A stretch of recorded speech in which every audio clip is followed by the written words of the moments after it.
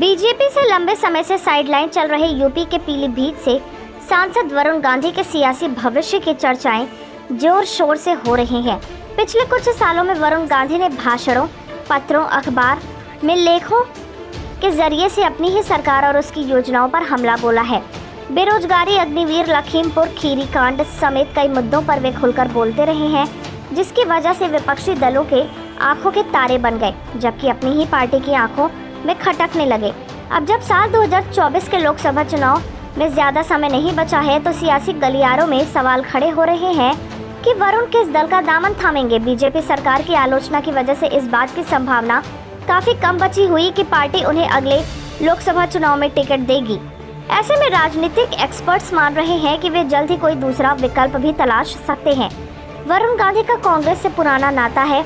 वह देश के उस सबसे बड़ी सियासी फैमिली का हिस्सा है जिसने दशकों तक भारत की सत्ता पर राज किया, कई प्रधानमंत्री भी देश को दिए। ऐसे में वरुण की जब बीजेपी से मोह भंग वाली स्थिति आ गई है, तो उनकी घर वापसी के भी कयास लगाए जा रहे हैं। बीजेपी में होने के बाद भी वरुण सीधे तौर पर चचेरे भाई राहुल गांधी पर हमला बोलने से बचते रहे हैं। सूत्रों के अनुसार वरुण की चचेरी बहन प्रियंका गांधी के साथ बातचीत भी होती रहती है और हाल के दिनों में यह बात राजनीति को लेकर भी होने लगी है। पिछले दिनों भारत जोड़ो यात्रा में राहुल गांधी ने भले ही दोनों नेताओं की विचारधारा अलग अलग होने की बात कहकर वरुण की एंट्री पर लगभग रोक लगा दी हो, लेकिन राजनीतिक एक्सपर्ट्स को अब भी उम्मीद है कि कांग्रेस में वरुण के सभी रास्ते बंद नहीं हुए हैं। वर्तमान समय में राहुल सिर्फ एक सांसद है, जबकि पार्टी की कमान मल्लिकार्जुन खड़गे के हाथों में है। ऐसे में यदि गांधी परिवार और अन्य नेताओं की वरुण गांधी को हरी झंडी मिलती है, तो कांग्रेस में उनकी वापसी हो सकती है। यूपी की सियासत में वरुण की पहचान एक फायर ब्रांड नेता की है। 3 बार से लोकसभा सांसद वरुण के पास एक विकल्प के तौर पर समाजवादी पार्टी भी है। वरुण के लिए सपा का आरएलडी के साथ गठबंधन होने की वजह से यह दल फायदेमंद हो सकता है।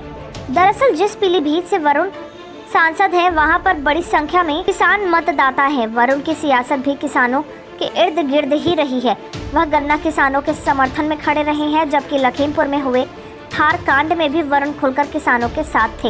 ऐसे में यदि वरुण कांग्रेस में नहीं जाते हैं, तो उनके पास सबसे बड़ा विकल्प सपा हो सकती है। सपा नेता शिवपाल यादव ने हाल ही में वरुण से जुड़े एक सवाल का जवाब देते हुए बड़ा संकेत भी दिया था।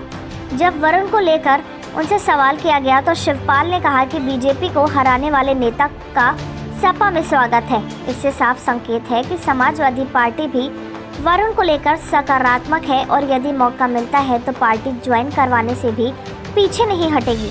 कांग्रेस सपा पर चल रही चर्चाओं के बीच हाल में सामने आया कि वरुण गांधी तीसरे विकल्प पर भी ध्यान दे रहे हैं।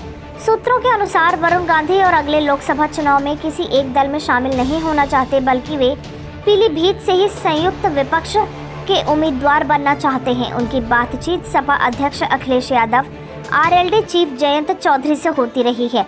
वहीं कांग्रेस में वे अपनी चचेरी बहन प्रियंका गांधी से संपर्क में हैं। इसके अलावा सूत्रों के हवाले से यह भी पता चला है कि वरुण और उनकी मां मेनका गांधी नई पार्टी भी बना सकती हैं। हालांकि अभी दोनों नेता वेट एंड वॉच की स्थिति में हैं।